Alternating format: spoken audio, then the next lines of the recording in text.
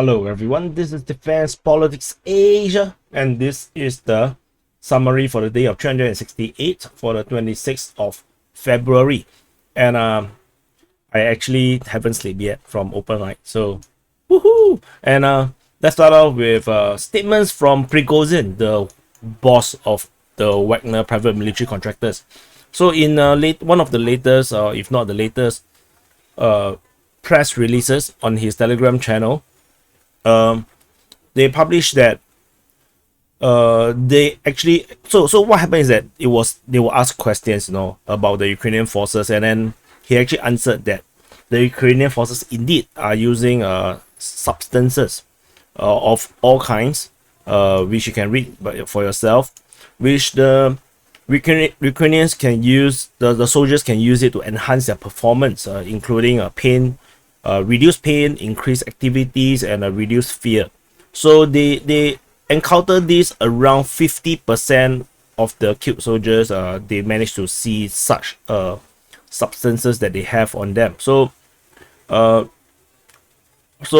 he, in his point of view, is nothing new. They say they encounter this so often that it's nothing special. So then in the further statement, after this point, he also made that he can confirm that the rumors about Ukrainians using certain kind of chemical weaponry, he can confirm that. He actually say is some toxic substances like powdered or gaseous form of phosphorus compound, and is being used through UAV, which I think UAV seems to be the primary way of doing this, basically drones. But of course, this is a one-sided statement. You can believe it or you can don't believe. It's really up to you. I'm just reporting. So YouTube, don't bully me. And the Russian Sukhoi 25 got shot down over Ukraine, according to the Ukrainian Defense Ministry. If you notice, the source, the link is actually a Facebook photo or whatever. This is actually the Ukrainian official Facebook page. They did not post their reports on the Telegram channel. They actually reported it on they only posted the report on their Facebook. So yeah, so the link is actually to the Facebook. There's no news regarding Transnistria. The entire Transnistria thing seems to die down again. At the last time that we had this dying down of the information or the tension at Transnistria, this happened. There's a huge tension and then just gone to nothing, and it might have something to do with the Russians actually calling them out, and the Ukrainians have to abandon the plan as a result, because maybe they find that the enemy now know what they're gonna do. Maybe they are prepared, so the entire plan has just failed. Moving on to the southern front, on the Kherson region, we do not have any information of anything. Over at the Zaporizhia region, also very quiet in terms of our reporting. No ground offensive being reported, and they are now in the Donetsk Front, in the southeastern part of Donetsk, of Ukraine. At the Donetsk Front, we have fighting being reported near Vuhledar, according to the Ukrainian Defense Ministry in their evening report. Otherwise, the Russian Defense Ministry simply only reported shelling. They shelled positions near Mikhailske as well as at near Vuhledar, so against the Ukrainian forces. Otherwise, we do not have any more fighting. It seems like the entire Vuhledar offensive has been given up by the Russian forces around this region, and the conclusion of the offensive is a Ukrainian success, as far as I am concerned, because the Russians make a major push all the way here. They make a push and then they failed. Then the Ukrainians actually pushed down, and they actually recaptured this area here. So they captured the entire northern bank of Avdiivka. So this actually signifies a major defeat by the Russian forces around the Vuhledar region. So yeah, I'm still not sure what's the situation around this area east of Vuhledar. yeah, let's wait and see, whether the Russian commander around this region will try again. Um, between between Marinka and Novomihайлivka, there is fighting being reported between these locations. According to Deep State UA, they say that the Russian forces managed to displace the Ukrainian troops through superiority in technology, whatever that's supposed to mean, which means there is a possible Russian push somewhere along this line that allows that actually forced the Ukrainians to actually fall back. But we have no detailed information, so no, I can't really map it in any way. Marinka received fighting according to the Ukrainian Defense Ministry's report. Otherwise, no one actually reported anything about Marinka. And there's also fighting reported at Krasnohorivka according to the Ukrainian Defense Ministry, and that's all for the this region of the Donetsk Front. Moving into the Avdiivka Front. Avdiivka Front, we have fighting reported at Nevelsky according to Deep State UA, the pro-Ukrainian source, and there is fighting reported at Pervomaisky according to Ryba, the pro-Russian source, and there is also fighting between Vodian and Pervomaisky, with the Russian forces originally pushing in this direction according to the Ukrainian front line, and they have some success with another push at Pervomaisky. There is fighting reported at Vodian according to the Ukrainian Defense Ministry. Yeah, so that's a thing. So moving on, there is fighting reported around Avdiivka. So around Avdiivka, this zoom will be good. From Opitne, they are fighting towards Avdiivka, and there's fighting around Avdiivka, near Avdiivka as well, and fighting reported at Kayamka. The one at the Ryba reported the one fighting from Opitne. At Avdiivka is actually by the Ukrainian Defense Ministry, which also name dropped Kayamka. Moving further up north, there's nothing. So yeah, there's nothing. Moving to the New York front, there's nothing as well. And we are moving into the Bakhmut Front. At the Bakhmut Front, the Russian forces have continued to try to attack Ivanivsky from the southwest.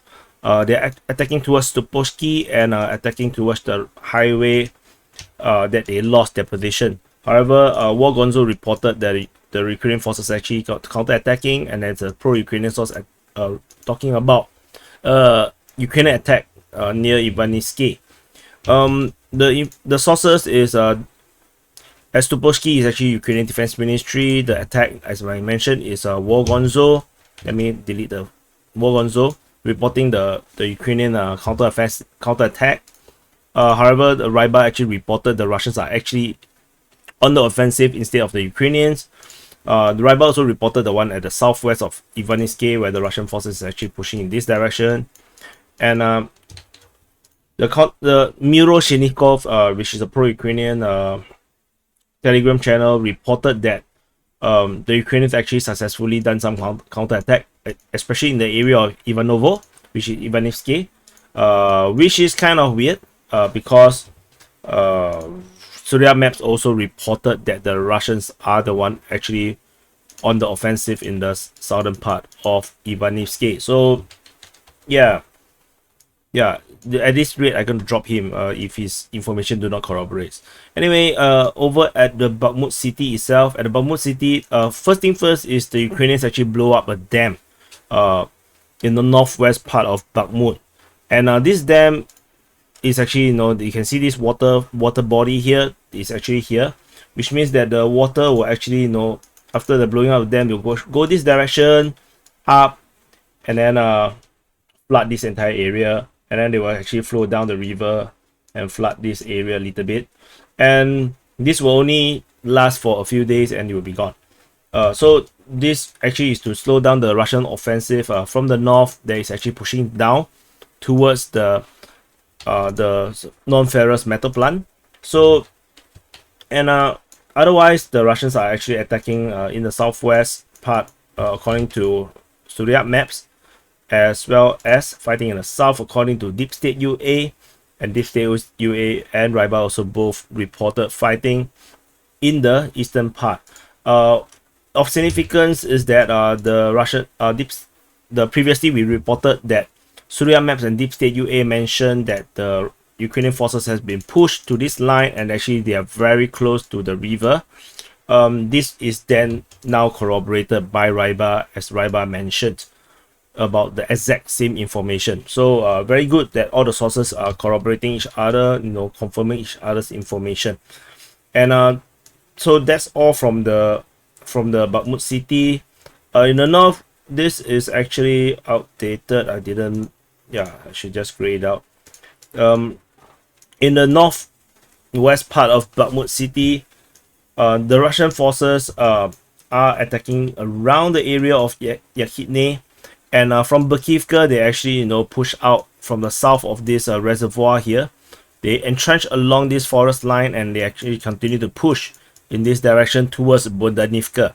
So this I have made a longer video analysis of this situation, so you can actually go and watch that one. That is actually posted on the Defense Politics main channel, Defense Politics Asia's main channel.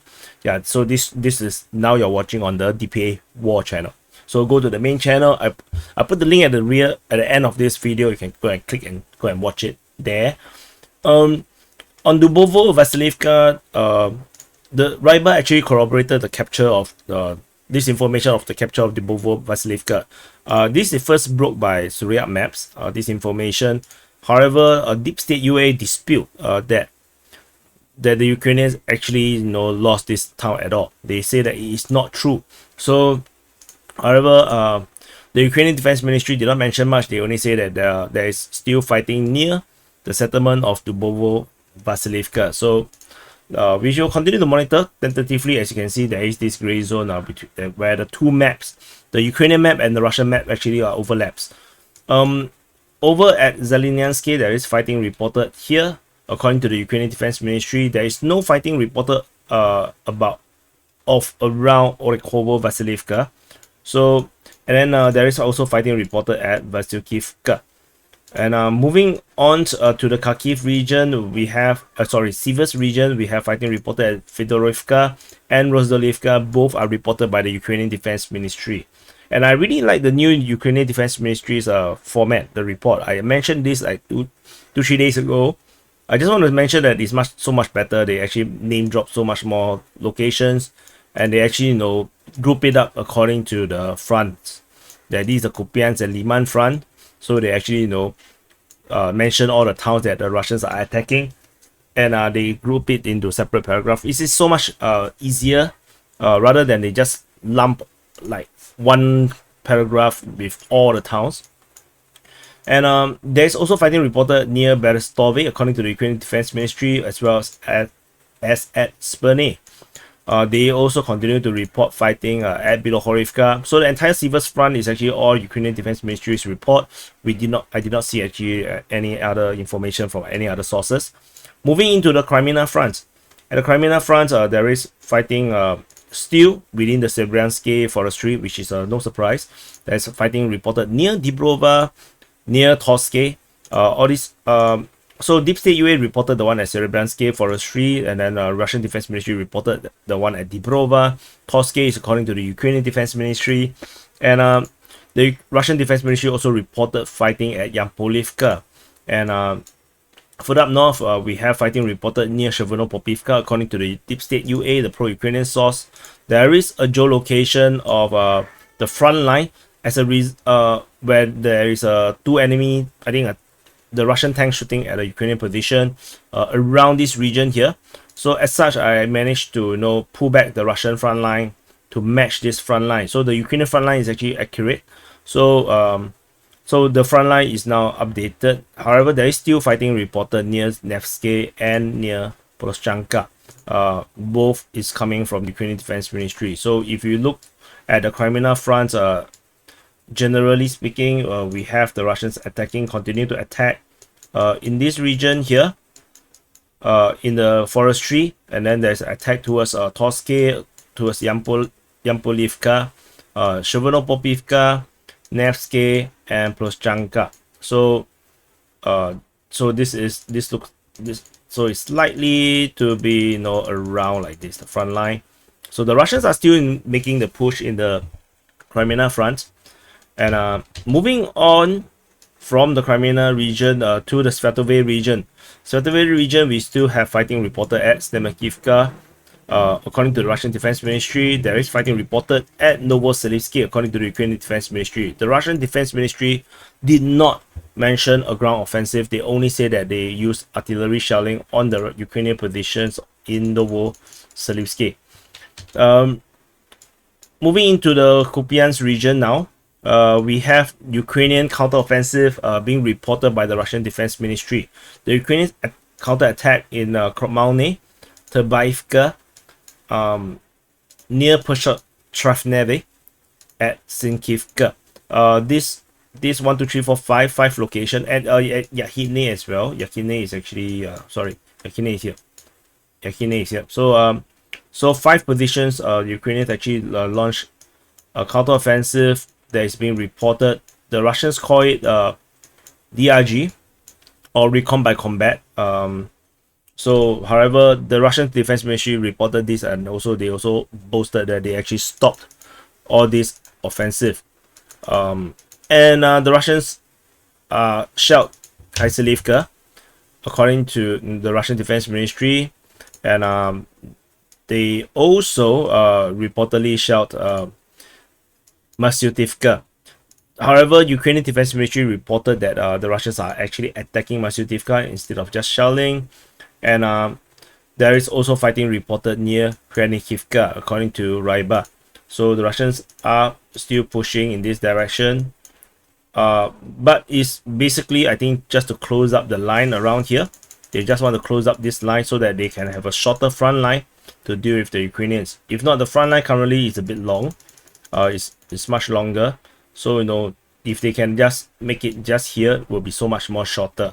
So, otherwise, there's a Ukrainian Mi-8 transport helicopter getting shot down over Vuhledar. So that's one thing, and that's all. Yeah, I think I covered everything. So thank you for watching. This is the Ukraine. I think that's not how I usually say it. This is the summary for the day of 368 for the 26th of February for the Ukraine war or the special military operation in Ukraine.